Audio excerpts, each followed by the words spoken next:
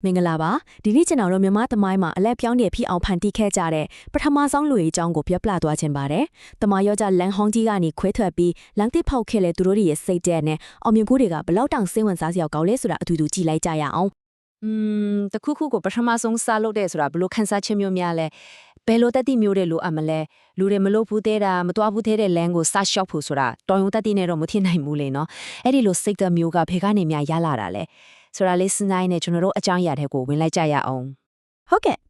ဒီနေ့ကျွန်တော်တို့ပြောသွားမယ့်အကြောင်းအရာတွေကတော့ပထမဆုံးဖြစ်ရတဲ့ပရိဆိုတာပါလေပြီးတော့စာပေလောကကိုပြောင်းလဲစေခဲ့တဲ့စကားလုံးတွေဆရာဝန်တယောက်ရဲ့ကြီးကျယ်တဲ့အိမ်မက်မြန်မာပြည်မှာရုပ်ရှင်ဘယ်လိုစဖြစ်လာသလဲပြီးတော့ကမ္ဘာအမြင့်ဆုံးတောင်ထိပ်ပေါ်ကမြန်မာအလံနောက်ဆုံးမှာတော့ကျွန်တော်တို့ကိုယ်တိုင်တမိုင်းကိုဘယ်လိုရေးထိုးမလဲဆိုတာဒီပါပဲကဲပထမဆုံးအပိုင်းကိုစလိုက်ကြအောင်ခေါင်းစဉ်ကတော့ပထမဖြစ်ရတဲ့တက်တီပါအောင်မီမှုတိုင်းရဲ့အစမှာလေအမြဲတမ်းပထမဆုံးခြေလိုင်းတစ်လိုင်းရှိတယ်အဲ့ဒီခြေလိုင်းကအနာဂတ်တစ်ခုလုံးကိုဘယ်လောက်တောင်ပြောင်းလဲသွားစေနိုင်လဲဆိုတော့ကြည့်ရအောင်တကယ်တော့ရှေ့ဆောင်လမ်းပြတယောက်ဖြစ်ရတာလွယ်တဲ့ကိစ္စမဟုတ်ဘူးဗျာစိန်ခေါ်မှုတွေကအများကြီးပဲဒါပေမဲ့သူတို့ကနောက်မျိုးဆက်တွေအတွက်လမ်းတစ်ခုကိုဖောက်ပေးခဲ့ကြတယ်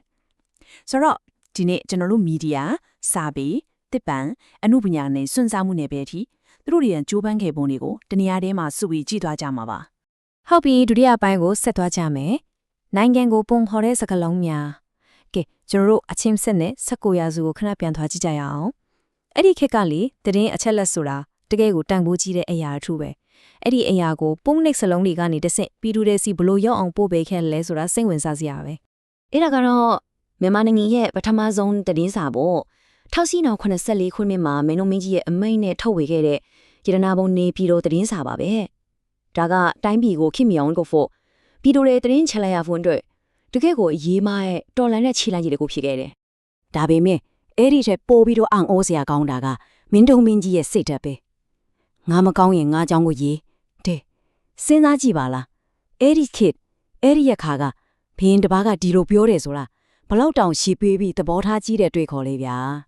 ကဲအဲ့ဒီနဲ့အနှစ်30လောက်ကြာတော့စာပေလောကမှာနောက်ထပ်သမိုင်းတစ်ခုထပ်ရေးခဲ့တယ်အဲ့ဒါကတော့ James Lajoie ကကဘာကျော်ပင်သစ်ဝတ္ထုကြီး The Count of Monte Cristo ကိုယူပြီးမြန်မာယဉ်ကျေးမှုနဲ့လိုက်ဖက်အောင်မောင်ရင်မောင်မမဲဆိုပြီးပြန်ရေးခဲ့တာပဲအဲ့ဒါမြန်မာနိုင်ငံရဲ့ပထမဆုံးဝတ္ထုဖြစ်လာခဲ့ပြီးတော့အဲ့ဒီတုန်းကဆိုတော်တော်လေးကိုအောင်မြင်ခဲ့တယ်ဗျာကောင်းပြီအခုတတိယအပိုင်းကိုရောက်လာပါပြီဆရာဝန်တဦးနဲ့အိမ်မက်တစ်ခုစာပေလောကနေခဏခွာပြီးတိတ်ပံနဲ့ပညာရေးဘက်ကိုကူးကြည့်ကြမယ်အဲ့ဒီခေတ်ကအ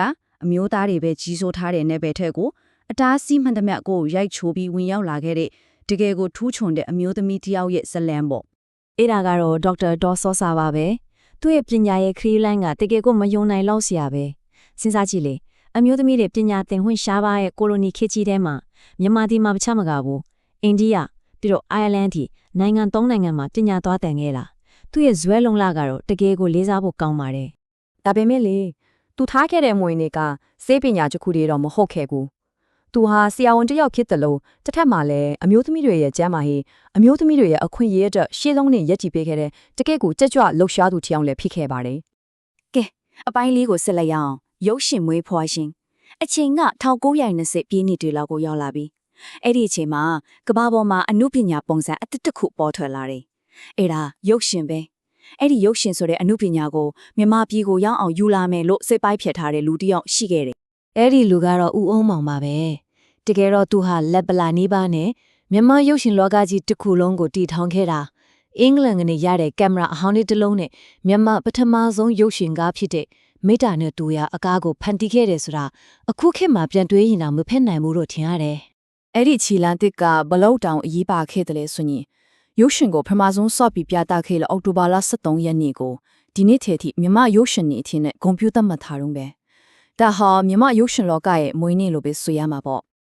ကဲအပိုင်းကဘာအထွတ်အထိပ်တို့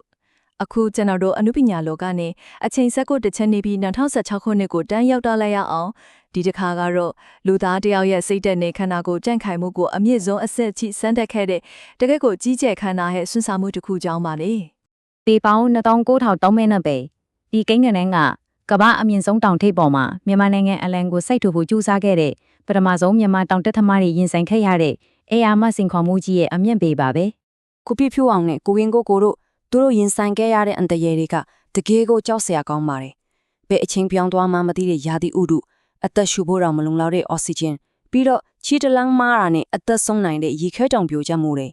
အဲ့ဒီလိုအခြေအနေတွေကြားထဲမှာသူတို့ဟာအသက်ကိုဆွန့်ပြီးရှေ့ကိုဆက်တက်ခဲ့ကြတာပါ အဲ့ဒီလိုအခက်အခဲတွေအားလုံးကိုကြော်ဖြတ်ပြီးတော့နောက်ဆုံးမှာ2016ခုနှစ်မေလမှာသူတို့နှစ်ယောက်ဟာကမ္ဘာအမြင့်ဆုံးတောင်ထိပ်ပေါ်မှာမြန်မာနိုင်ငံရဲ့အလံကိုအောင်မြင်မြင်စိုက်ထူနိုင်ခဲ့ပါတယ်။ဒါကတော့မြန်မာသမိုင်းရဲ့ရွှေရောင်စမျက်နှာတစ်ခုမှာထာဝရကံပေးတင်သွားမယ်အောင်မြင်မှုတစ်ခုပါပဲ ဟုတ်ပြီနောက်ဆုံးအပိုင်းကိုရောက်လာပါပြီတမိုင်းတည်ရထိုးခြင်းကဲကျွန်တော်တို့ပြန်စဉ်းစားကြည့်အောင်19ရာစုကသတင်းစာတစ်စောင်းနဲ့21ရာစုက Everett တောင်ထိပ်ဒီလောက်ကိုအချင်းကာလရောနေပယ်ရောကွာခြားတဲ့အောင်မြင်မှုတွေကိုဘယ်လိုတူညီတဲ့အရာတစ်ခုကချီနှောင်ထားတယ်လဲ အဖြေကတော့ရှင်းရှင်းလေးပါပဲဒီအောင်မြင်မှုနေထဲမှာလွယ်လွယ်နဲ့ရခဲ့တာဆိုလို့တခုမှမရှိခဲ့ဘူးအားလုံးကဘယ်တော့မှနောက်မဆုတ်ဘူးအရှုံးမပေးဘူးဆိုတဲ့စိတ်သက်မဆုံးမနဲ့ကြုံစားမှုတွေကနေပဲပေါဖွာလာခဲ့တာတွေချီးပါပဲ အဲ့ဒီတော့ဒီသမိုင်းဝင်ပထမဆုံးတွေကကျွန်တော်တို့ကိုဘာကိုတည်တည်ပြနေတယ်လေဆိုတော့လူတိုင်းမှာကိုယ့်ရဲ့နေပဲအသီးသီးမှာပထမဆုံးတရားဖြစ်လာနိုင်တဲ့အစွမ်းအစတွေရှိနေတယ်ဆိုတာပါပဲဒါကြောင့်နောက်ဆုံးအနေနဲ့စဉ်းစားစရာမေးခွန်းလေးတစ်ခုထားခဲ့ချင်ပါတယ်အဲ့ဒါကတော့ကျွန်တော်တို့အားလုံးပေါင်းပြီးအနာဂတ်အတွက်ဘလို့ပထမဆုံးတွေကိုအတူတူကဖန်တီးသားကြမလဲဆိုတာပါပဲ